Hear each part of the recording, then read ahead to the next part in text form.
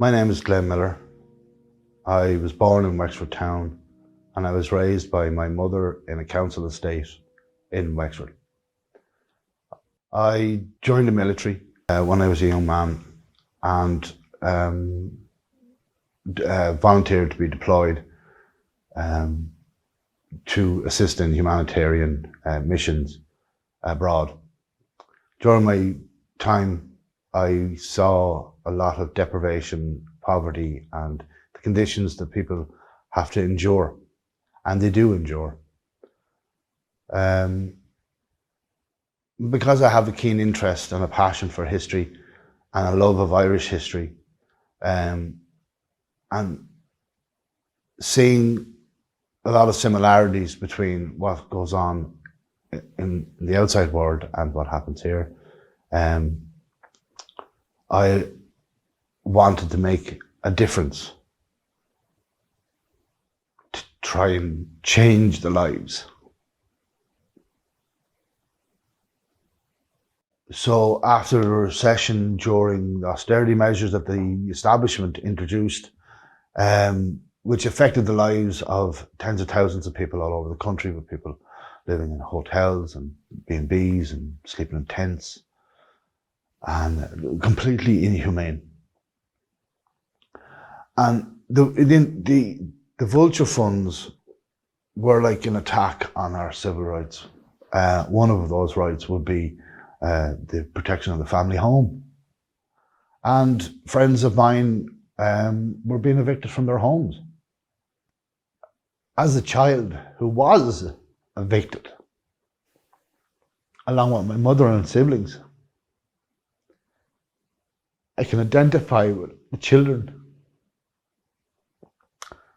that are being evicted today. The 5-year-olds that have grown up in hotel rooms their entire lives, and no security of a home. And again, it boils back down to family.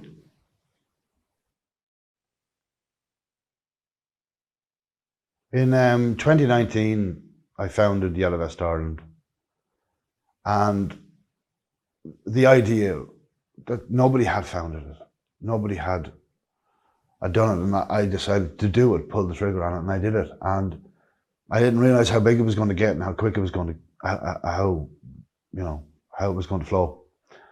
We established early on a list of demands that we issued to the government from the people of Ireland, and they were very simple demands that would impact and change the lives of every man, woman and child on this island. And of course, immediately that didn't go to plan. But the idea was to build a people's movement and grow a people's movement. The whole idea of the Yellow Vest in the first place was you didn't have to agree with anybody, but you could stand beside somebody wearing the vest and still look like you were united in common cause. Because at the end of the day, all we want is a better future for ourselves and our children and their children. So one of the most important demonstrations that we had was the Time for Change Held rally in 2020, August 2020. And that's the rally that I was convicted for organising. Our goals for that rally were very simple. To highlight the fact that the government was infringing on our human rights and on our constitutional rights. Along with, the government was also preventing information from being disseminated to the public, along with the misinformation that was being provided by the mainstream media and the government, and the silly policies that they rolled out. Things like, you had to sit down, eat a meal, and it had to be €9 worth of a meal. You couldn't go out, you couldn't go have a meal in a restaurant at 10:30 night time. All the silly things that happened during the various restrictions. we pushed back against those narratives because they were silly, and everybody knew they were silly, and they were kind of pointless. And the whole fear-mongering that was constantly being put out, we wanted to educate people. So we promoted the freedom of choice. And in that freedom of choice, to be, informed, to have informed consent. That you have the right to choose whether you did one thing or another. But the whole idea was that it was about informed consent. And many people did not get that informed information to make an informed consent. So obviously the establishment didn't like that.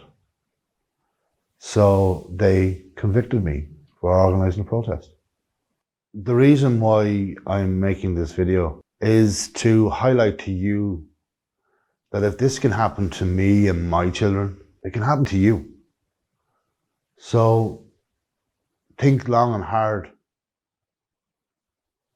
about your futures and what are you willing to give up to protect it.